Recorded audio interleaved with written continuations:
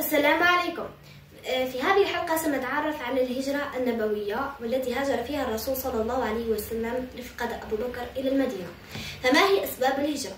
أولا، جاء وفد من أهل يثرب جاءوا على أن يبايع الرسول صلى الله عليه وسلم على أن يهاجر إليهم، فبايعوه على أن ينصروه.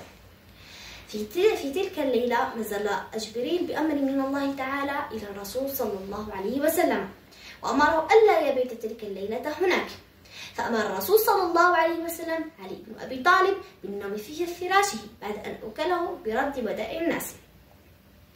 فاستطاع الرسول صلى الله عليه وسلم الخروج بين فرسان قريش دون أن يروا، فقد أخذ الله أبصارهم. في ذلك الوقت كان أبو بكر رضي الله عنه قد جهز راحلتين قدمهما إلى دليل ماهر يعرف مسالك الصحراء.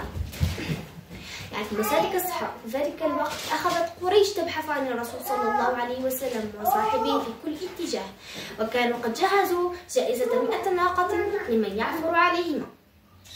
وصل الرسول صلى الله عليه وسلم رفقة أبو بكر رضي الله عنه إلى غار ثور.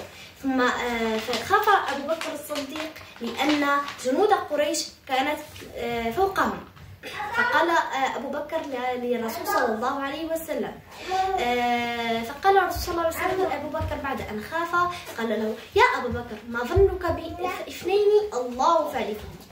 وصل الرسول صلى الله عليه وسلم ورفيقه إلى المدينة المنورة، وشرعوا في بناء الدولة، وعمت الأرجاء والفرحة الدولة.